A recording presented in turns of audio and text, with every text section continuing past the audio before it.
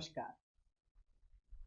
इस वीडियो में हम डिस्कस करेंगे इनपुट टैक्स क्रेडिट। अब इनपुट टैक्स क्रेडिट में हम स्टार्ट करेंगे with the meaning of input, capital goods and input services.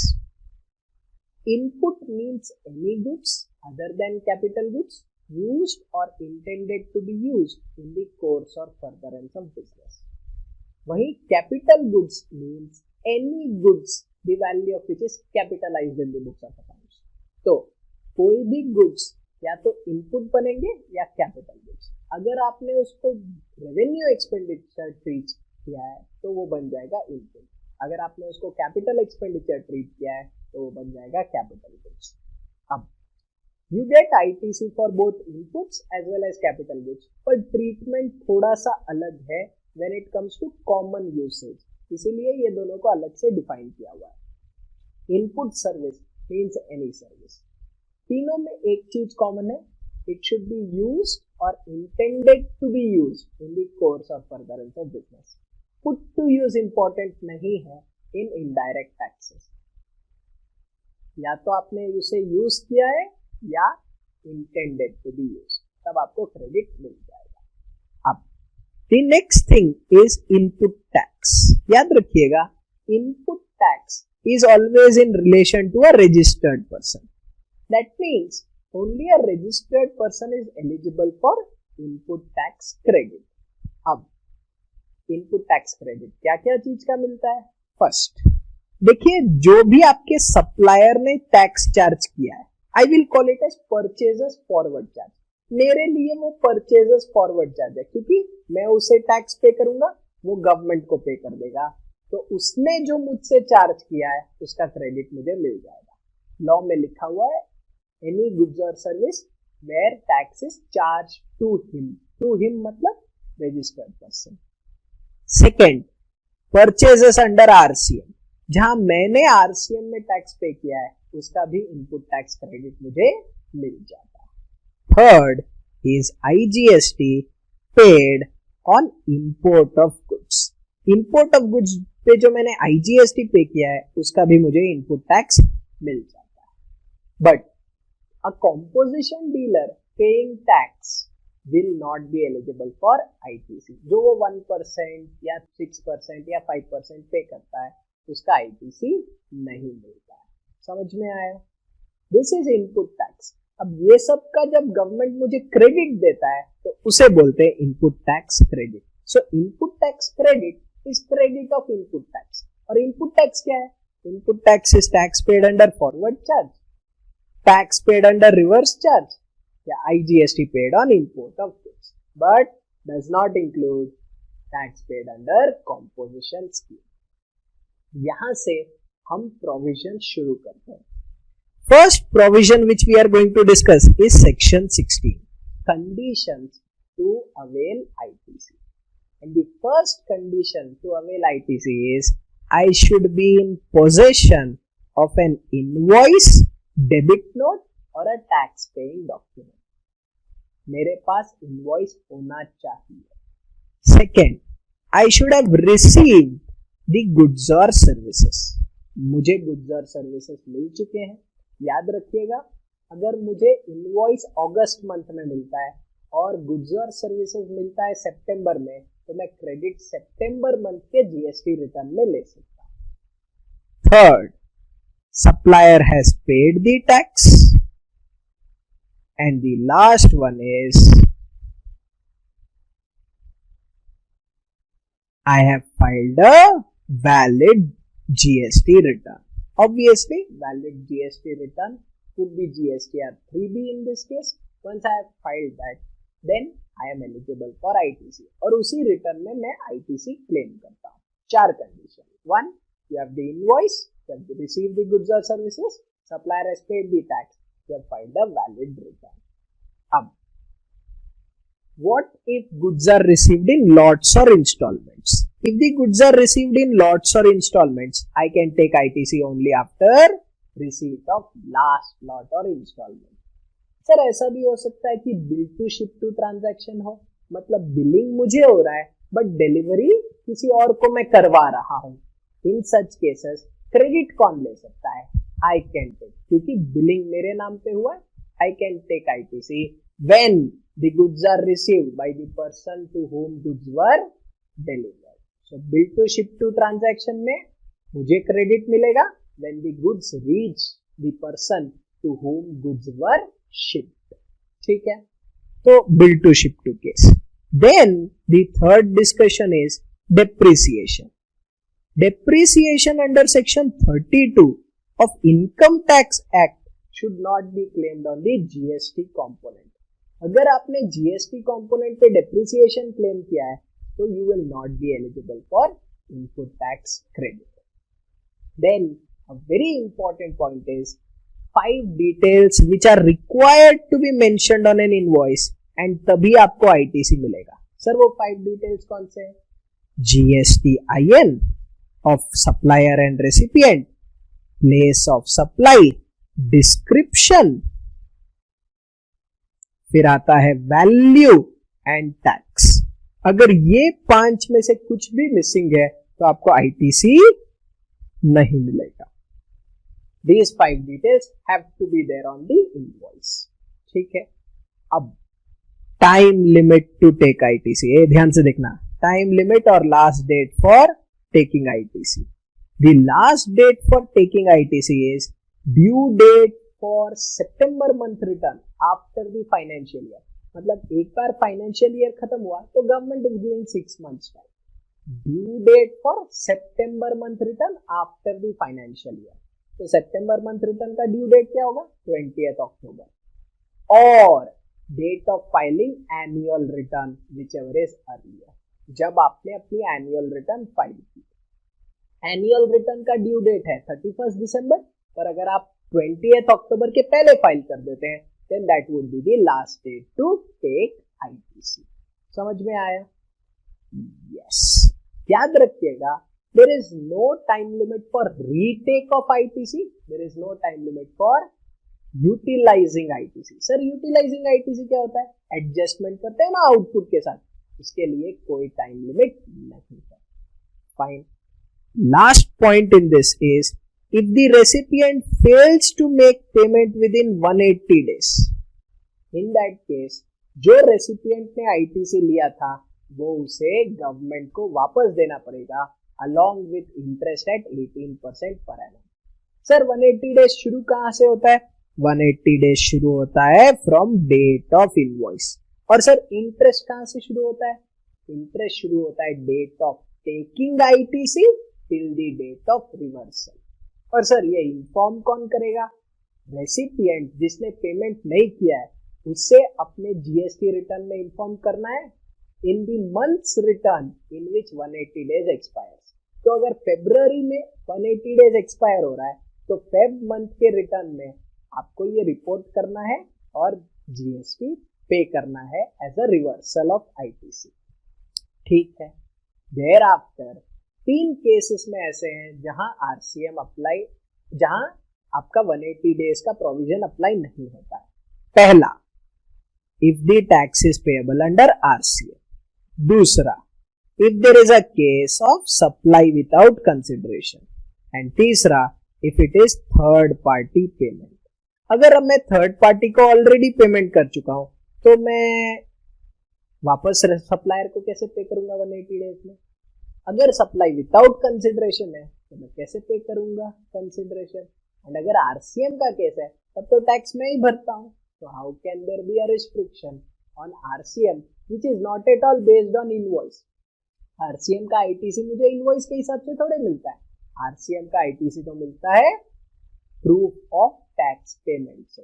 जो मैंने टैक्स पे किया है ना उसका क्रेडिट मुझे RCM में मिलता है, but not based on invoice but based on that tax payment document. Clear? ठीक है.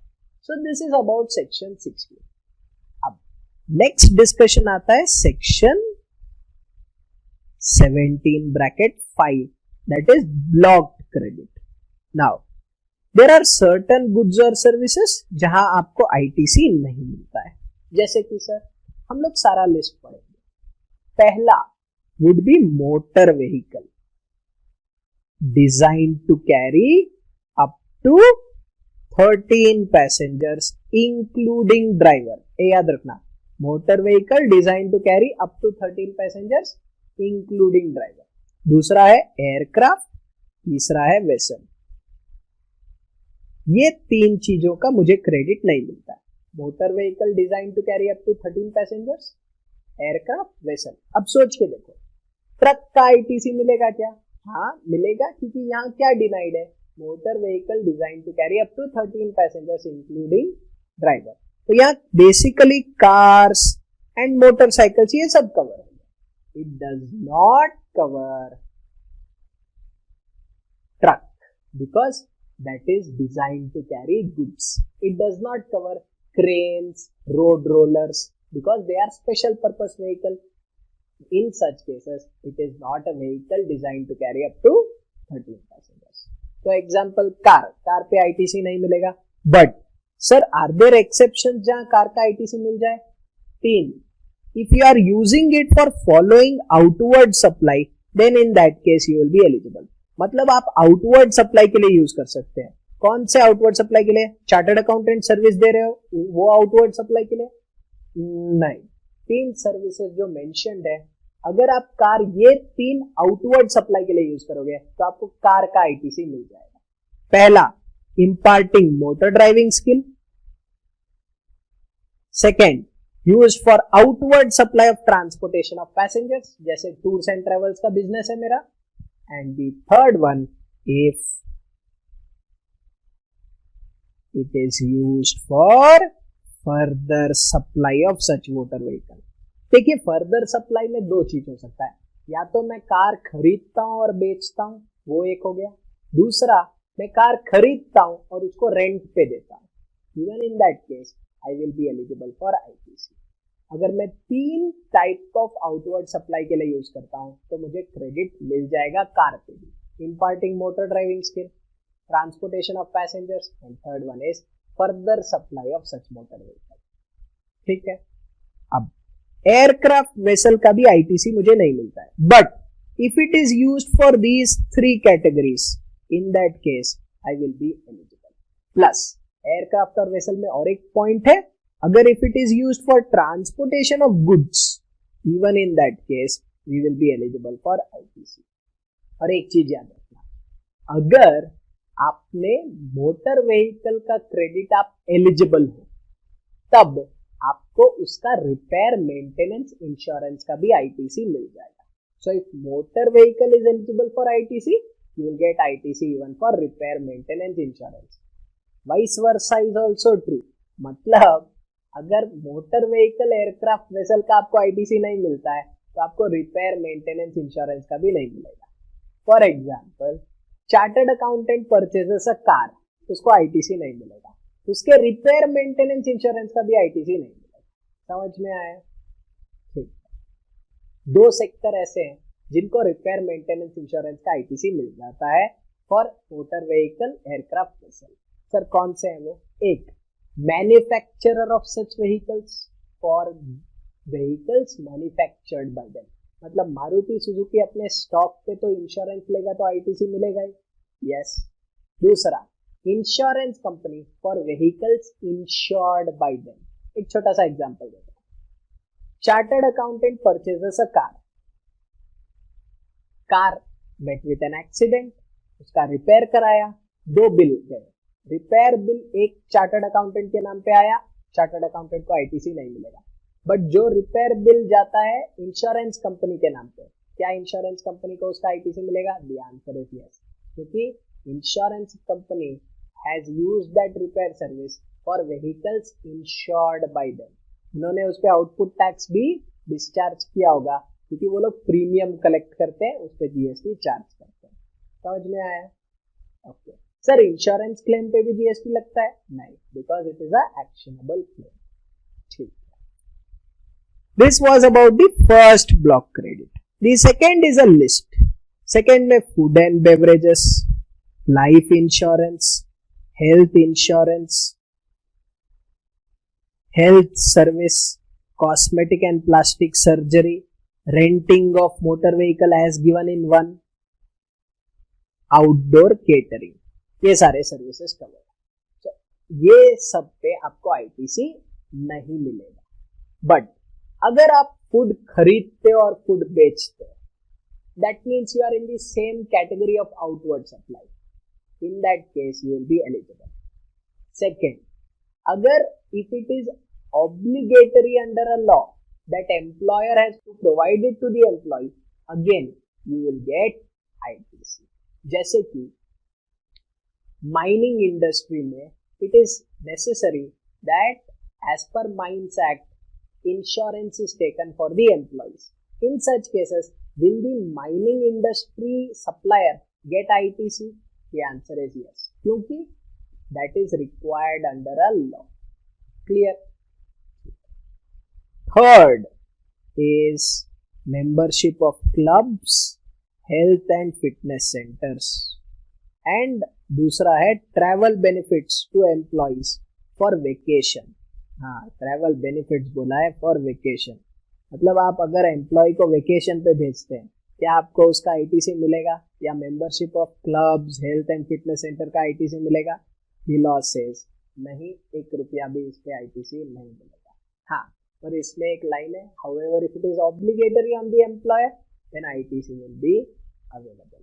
बट नॉर्मली ऐसा लॉज में लिखा हुआ नहीं रहता है कि इट इज ऑब्लिगेटरी कि एम्प्लॉइज को वेकेशन पे भेजना ही है। Okay, then the fourth one is any goods or service used for personal consumption।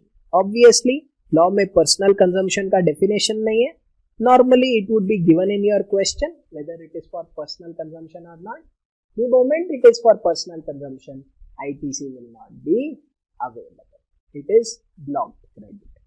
then the law also says कि tax paid under composition scheme, that is section 10, not eligible for ITC। उन goods और service पे आपको ITC नहीं मिलेगा। फिर any tax paid based on section 74, 129, 130, ये आप सीए फाइनल में पढ़ते हैं। 74 is notice for fraud, 129 is search during transit and 130 deals with confiscation. अगर ये 3 सेक्शन के अंदर आपने कोई टैक्स पे किया है तब आपको उसका आईटीसी नहीं मिलता है। Thereafter you have any goods or service purchased by a non-resident taxable person except goods imported by him। याद रखना, अगर एनआरटीपी कोई भी गुड्स परचेज करता है तब उसको उसका आईटीसी नहीं मिलता, पर एनआरटीपी जो गुड्स बाहर से लेके आएगा और उसपे उसने कस्टम ड्यूटी पे की है और उसमें आईजीएसटी पे किया है तो उसको उसका आईटीसी मिल जाएगा। तो हम एनआरटीपी को 1 रुपया का भी आईटीसी नहीं देते हैं except goods imported by him, उस पे जो उसने आईजीएसटी पे किया है उसका आईटीसी मिल जाएगा। Then we have construction and works contract. So any goods और service used for construction or works contract for a immovable property will not be eligible. But sir अगर प्लांट एंड मशीनरी का रहा तो हाँ, plant and machinery का रहा तो ITC मिल जाएगा। अगर इमूवेबल प्रॉपर्टी बनाने के लिए आपने कोई गुड्स और सर्विस यूज किया है या वर्क्स कॉन्ट्रैक्ट यूज किया है तो आपको उसका आईटीसी नहीं मिलेगा। बट अगर प्लांट एंड मशीनरी बनाने के लिए यूज किया है तो आपको आईटीसी मिल जाएगा। Be very careful, 3 things are not regarded as plant and machinery. 1, land, building and other civil structure. B, telecommunication towers, and C, pipeline outside the factory. जो भी पाइपलाइन आउटसाइड द फैक्ट्री है that is also not eligible for ITC. तो याद रखिएगा ये 3 चीज कौन से, ये 3 को आप कंसिडर नहीं करते हैं as plant and machinery. Land, building, other civil structure, telecommunication towers and pipeline outside the factory. And one last very important point is any goods lost, destroyed, stolen,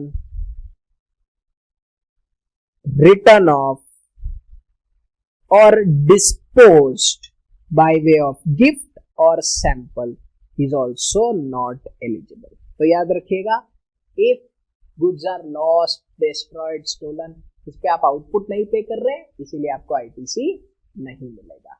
so disposed as gift और sample.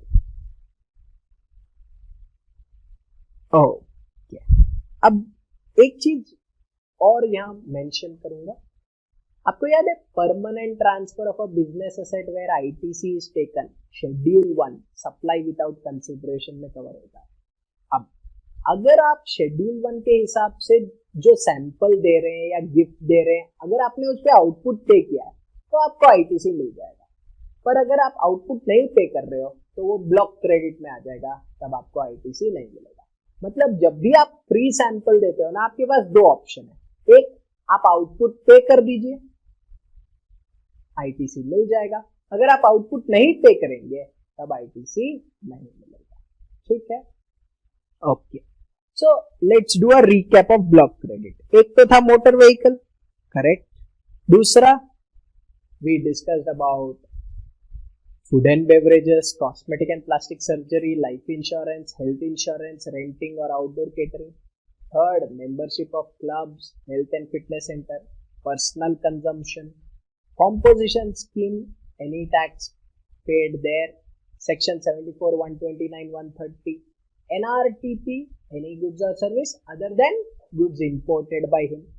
Construction and works contract, again you will not get ITC, but plant and machinery के लिए मिल जाएगा. but तीन चीज plant and machinery नहीं है तो इनके लिए नहीं मिलता है. and last one था any goods lost, destroyed, stolen, written off और disposed by way of gift और sample. समझ में आया? ओके. फिर हम बढ़ते हैं सेक्शन 17 पर. Section 17 basically deals with apportionment of ITC. अब what is mentioned in this apportionment of ITC? ध्यान से सुनना.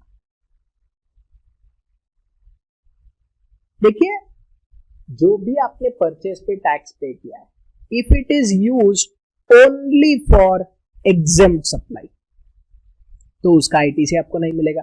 if it is used only for non business purpose उसका भी आईटीसी नहीं मिलेगा आपको. if it is used for only taxable supply, हाँ सर, फिर आईटीसी मिल जाएगा. प्लस यहां एक और टर्म जानना जरूरी है, zero rated supply. Export is a case of zero rated supply. Export and supply to SEZ are so powerful कि इन दोनों को जीरो रेटेड सप्लाई का स्टेटस दिया गया है. सर जीरो रेटेड सप्लाई मतलब आउटपुट पे कोई टैक्स नहीं लगेगा, प्लस जो भी आपने परचेज पे किया है उसका रिफंड मिल जाता है. Obviously refund you learn at CA final, but yes, zero rated supply that is export and supply to SEZ are as good as taxable supply. Output नहीं लगता है पर आईटीसी मिल जाता है. तो if it is only for zero rated supply sir, तब ITC मिल जाएगा. अब अगर आईटीसी ब्लॉक्ड रहा तो आईटीसी मिलेगा नहीं. अगर ब्लॉक्ड है तो आईटीसी नहीं मिलता. समझ में आया? ठीक है. पहले तो आप फाइंड करेंगे कि क्या क्या स्पेसिफिक है. पहले स्पेसिफिक फाइंड कर दीजिए.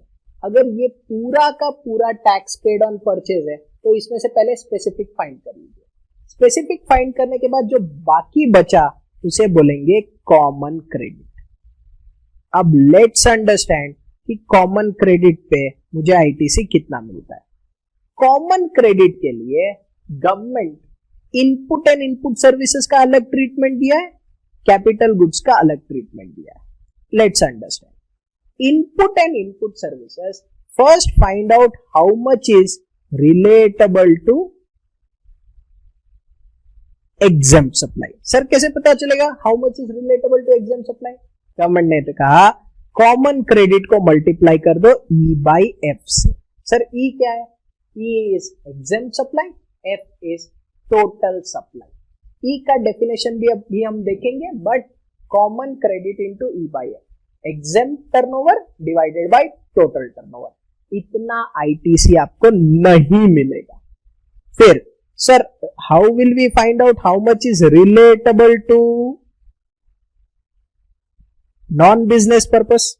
Relatable to non business purpose will be 5% of common credit. अगर क्वेश्चन में नॉन बिजनेस पर्पस नहीं दिया हुआ है तो प्लीज ये 5% अप्लाई मत करना। तो ये 5% आप अप्लाई कब करोगे? जब क्वेश्चन में नॉन बिजनेस पर्पस दिया हुआ है और स्पेसिफिक परसेंटेज नहीं है या स्पेसिफिक रेशियो नहीं है, तभी आप ये यूज करोगे। से suppose question is completely silent, कुछ नॉन बिजनेस पर्पस के बारे में बोला ही नहीं है, तो please 5% of common credit reverse मत करते। एंड देन जो बैलेंस आईटीसी रहेगा वो आपको मिल जाएगा। सर बैलेंस बचा क्या?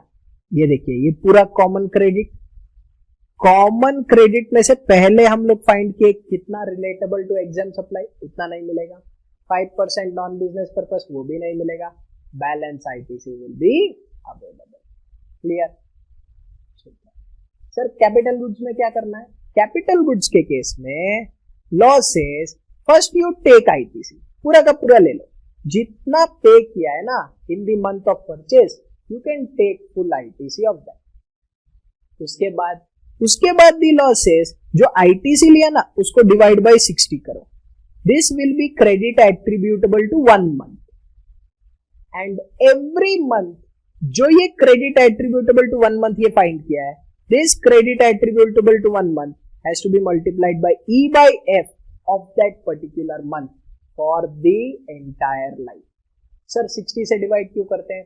Because life of capital goods is treated as 60 months or 5 years.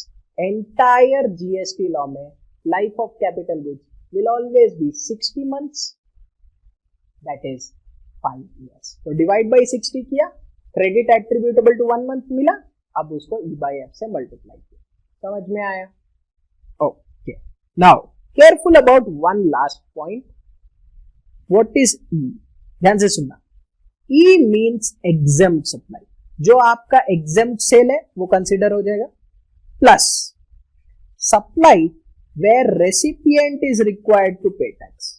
Supply where recipient is required to pay tax. A recipient required to pay tax को क्या बोलते हैं?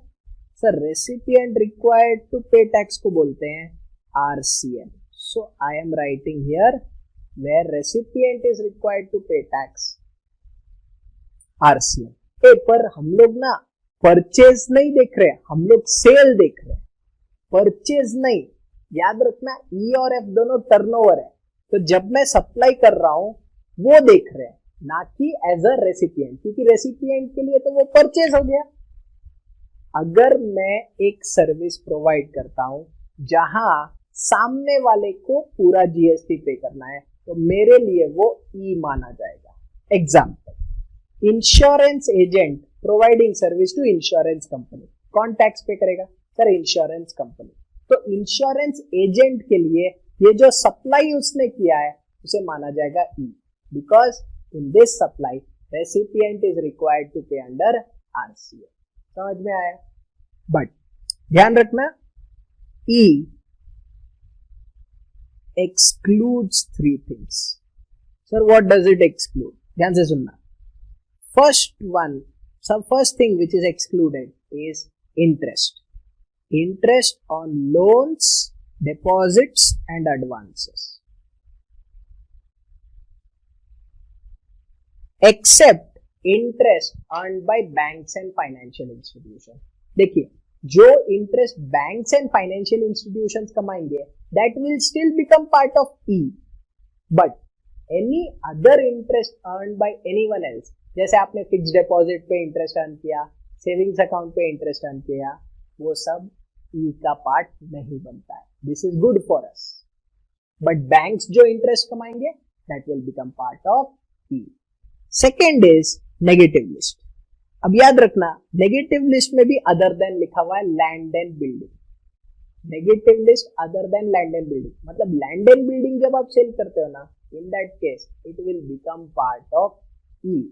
याद है, लैंड एंड बिल्डिंग जब आप complete land and building sale करते हैं तब उस पर जीएसटी नहीं लगता है, इसीलिए that will become part of E. And last one है transportation of goods in a vessel from a place अब सोच के देखो, transportation of goods in a vessel क्या लिखूं? इंडिया टू आउटसाइड इंडिया लिखूं, आउटसाइड इंडिया टू इंडिया लिखूं? अब ध्यान से सोचना, outside India to India taxable है तो वो तो लिखूंगा नहीं, क्योंकि टैक्सेबल है तो वैसे भी वो ई का पार्ट नहीं बनेगा। तो यहां लिखा हुआ है from a place in India to outside India. और एक लास्ट चीज याद रखना, land and building will be valued at stamp duty value for the purpose of E, and securities के लिए the value will be 1% of the sale price. Sir securities पे तो GST लगता ही नहीं है, but legally uh will cover 1% of sale price as uh, मतलब वो ई का पार्ट बन जाएगा। तो to that extent you will lose input tax credit. समझ में आया? So this is about section 17. One last point in this is special provisions for banks and financial institutions. Banks and financial institutions के पास दो options है, या तो ये पूरा जो आपने देखा वो follow कीजिए, that is option 1, and second option is to reverse 50% of ITC on input services and capital goods. अगर वो लोग 50% रिवर्सल कर देते हैं, खत्म, बाकी का 50% they can take as ITC. It is easy plus it is better. Sir better कैसे हुआ? बिकॉज बैंक्स का मेन इनकम क्या है? Sir interest. अगर उनको रिवर्सल करना पड़ता ई बाई एफ के हिसाब से तो उनका रिवर्सल अमाउंट और ज्यादा रहता, इसीलिए it is a beneficial provision for banks and financial institution, जहां वो लोग 50% क्रेडिट रिवर्स कर देंगे और 50% आईटीसी ले लेंगे। क्लियर? याद रखिएगा, अगर distinct persons of a bank और फाइनेंशियल इंस्टीट्यूशन के बीच में एक ट्रांजैक्शन है तो उस पर ये 50% रिवर्सल भी नहीं चाहिए, पूरा क्रेडिट मिल जाएगा। मतलब एचडीएफसी बैंक बेंगलोर और एचडीएफसी बैंक मुंबई के बीच में जो ट्रांजैक्शन हुआ उस पे जो जीएसटी चार्ज हुआ है पूरा आईटीसी मिलेगा। 50% reversal condition is not applicable.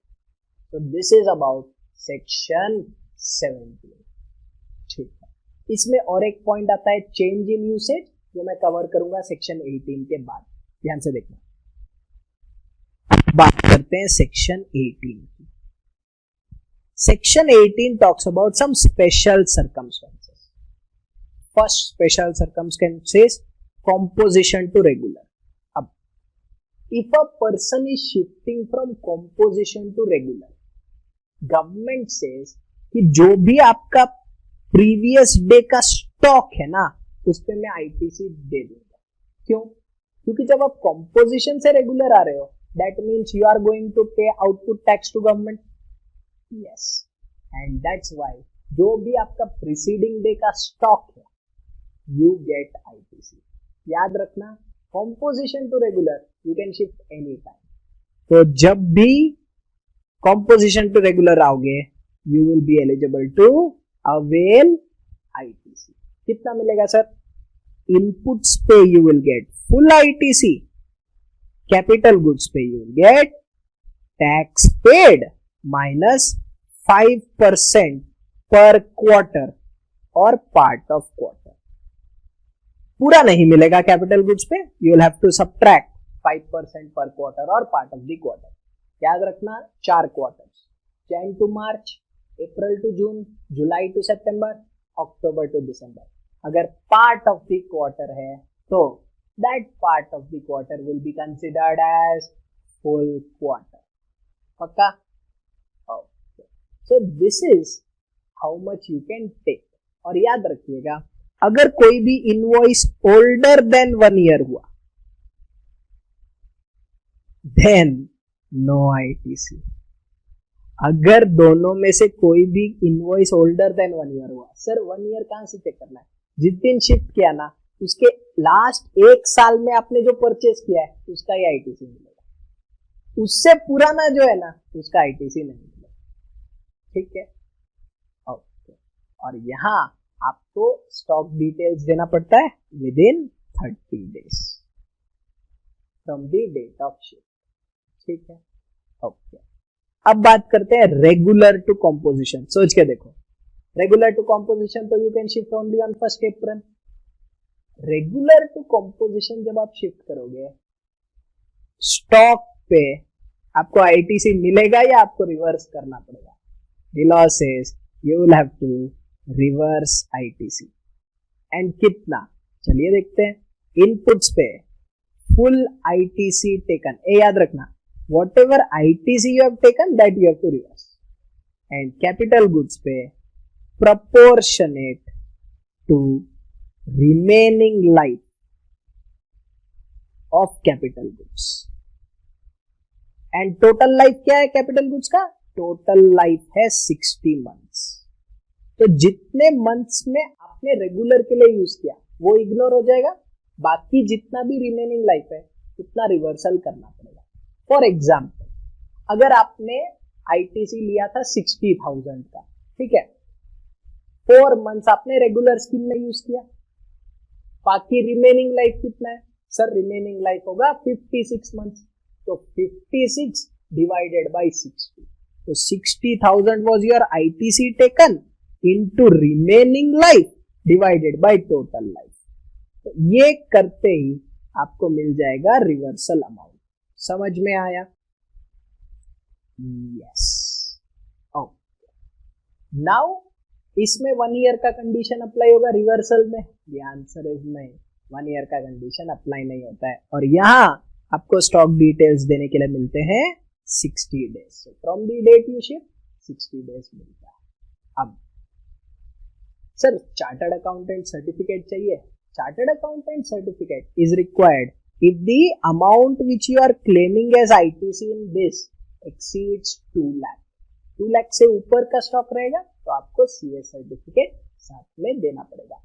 Chartered accountant और cost and management accountant, anyone certifying that has to be submitted.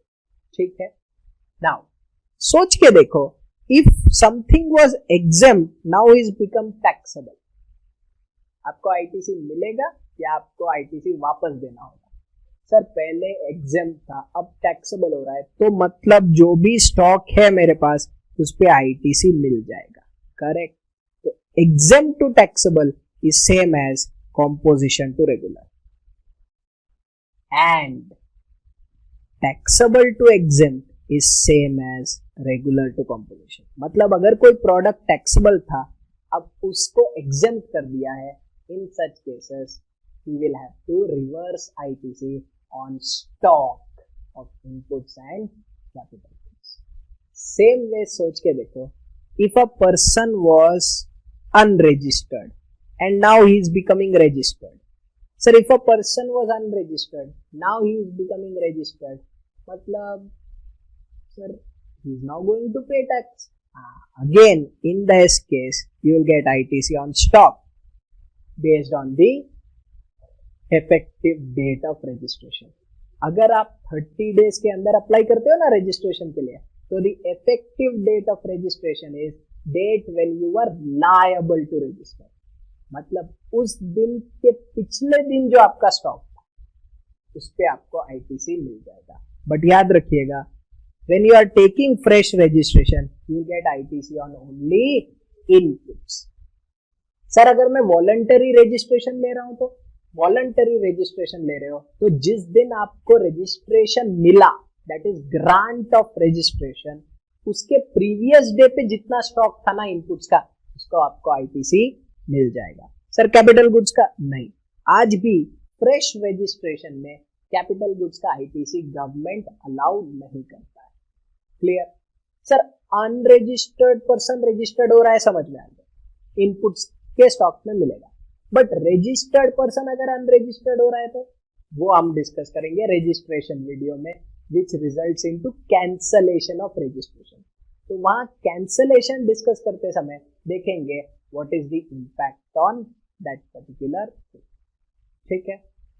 तो सेक्शन 18 में अभी तक हमने 5 पॉइंट देखे. एक, composition to regular, we get ITC. Regular to composition, we will have to reverse ITC. Exempt to taxable, we will get ITC. Taxable to exempt, we will have to reverse ITC. Unregistered person becoming registered, we will get ITC but only on inputs. Sir इसमें 1 year का criteria apply होगा? हाँ, in any of these cases where you are taking ITC ना, वहां 1 year का criteria apply होता ही है. ठीक है, ओके. सर अगर मैं कोई कैपिटल गुड्स सेल कर देता हूं तो क्या होगा? Now if I sell capital goods, in that case loss is tax on transaction value or tax paid minus 5% per quarter or part of the quarter, whichever is higher. That is what I have to pay to government. याद रखना, अगर आप capital goods sale करते हो तो आपको एक amount pay करना है. कौन सा अमाउंट पे करना है? Higher of the two, tax on transaction value or B, ITC taken minus 5% per quarter or part of the quarter, whichever is higher. ये याद रखना, whichever is higher. That means government wants more tax. या तो जो आप cell कर रहे हो उसके वैल्यू का टैक्स या ITC taken minus 5%. क्लियर? याद रखना, अगर आप moulds, dies, jigs, fixtures, these are being sold as scrap, then ये टैक्स पेड माइनस 5% का कंप्यूटेशन करने का जरूरत नहीं है. The law says directly you can pay tax on transaction value. ये स्क्रैप कर रहे हो, उसमें कहाँ टैक्स पेड माइनस 5% करने जाओगे? Directly tax on transaction value पे करके खत्म कर. समझ में आया? Okay. What if there is a sale, merger, amalgamation, demerger? Can the ITC also be transferred from the transferor to transferee? The answer is yes. अगर ट्रांसफर ऑफ बिजनेस हो रहा है तो आप ITC भी ट्रांसफर कर सकते हो. Restriction is only one, that it should be along with transfer of liabilities. If that is the case, then completely permitted. ठीक है. अब डीमर्जर में सोच के देखो, एक ट्रांसफरर है, दो ट्रांसफरी है. How will that ITC balance be distributed? The law says proportionate to assets transfer. मतलब अगर टोटल असेट्स 100 करोड़ है, दो कंपनी बन रहा है 60-40 का, तो दी ITC will also be distributed 60-40. Sir और अलग अलग रजिस्ट्रेशन रहे अलग अलग स्टेट में, तो हर स्टेट के लिए प्रोपोर्शनेट टू असेट. मतलब हर स्टेट में आपको असेट्स देखना है, प्रोपोर्शनेट टू दैट असेट्स हर स्टेट में आपको ITC ट्रांसफर करना है. समझ में आया? Yes. So transferee will get ITC based on proportion of assets. Clear? Okay. And the last discussion in this is what happens if there is a change in usage. Change in usage of capital goods. ध्यान से देखना. If there is a change in usage of capital goods, क्या क्या हो सकता है? पहले तो ऐसा हो सकता है कि पहले it was used only for exempt supply, now it is being used for taxable supply. Sir पहले exempt supply के लिए यूज होता था, अब वो कैपिटल गुड्स यूज हो रहा है टैक्सेबल सप्लाई के लिए. तब सर हम लोग को अभी ITC मिल जाएगा. हाँ, क्योंकि पहले ITC लिया नहीं होगा, तो अब ITC मिल जाएगा. कितना मिलेगा? Tax paid minus 5% per quarter और पार्ट ऑफ द क्वार्टर, तो अभी देखा. ठीक है. अब ऐसा भी हो सकता है कि पहले कैपिटल गुड्स खाली टैक्सेबल सप्लाई के लिए यूज होता था, अब खाली एग्जेम्प्ट सप्लाई के लिए यूज हो रहा है. अगर ऐसा केस है, सर पहले टैक्सेबल के लिए यूज होता था, मतलब पहले आपने ITC लिया था, अब खाली एग्जेम्प्ट के लिए यूज हो रहा है, तो रिवर्स करना पड़ेगा ITC, that is proportionate to remaining life. ये भी सर हम लोग को पता है, अभी देखा था. ठीक है. अब ध्यान से देखो, पहले टैक्सेबल, अब यूज हो रहा है फॉर बोथ. सोच के देखो, पहले टैक्सेबल के लिए यूज होता था, तब मैंने ITC लिया था.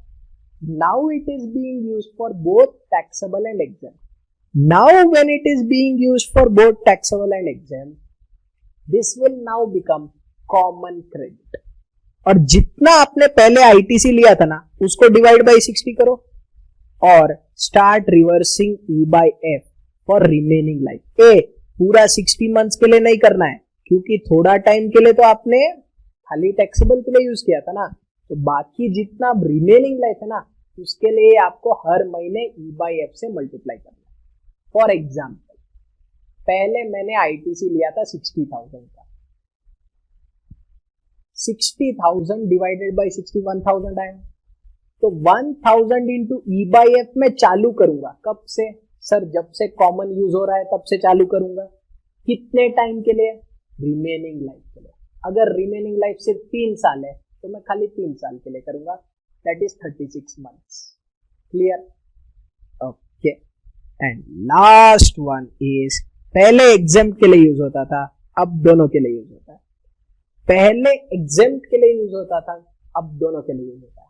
अब सोच के देखो, पहले जब एग्जेम्प्ट के लिए यूज होता था तब आपने आईटीसी लिया? नहीं सर, तब आईटीसी नहीं लिया था ना। तो फर्स्ट दी लॉसेस, पहले आप आईटीसी ले लो। स्टेप 1 टेक आईटीसी फुल, जितना आपने पे किया था ना पूरा ले लो। पर सिर्फ थोड़े टाइम के लिए तो मैंने एग्जेम्प्ट के लिए यूज किया ना खाली। हाँ, इसीलिए B you will have to reverse 5% per quarter और पार्ट ऑफ द क्वार्टर।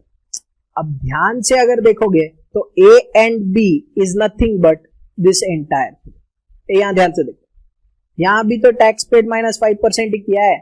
यहां भी गवर्नमेंट बोल रहा है पहले आईटीसी ले लो और फिर रिवर्सल कर दो 5% पर क्वार्टर, तो नेट इफेक्ट सेम।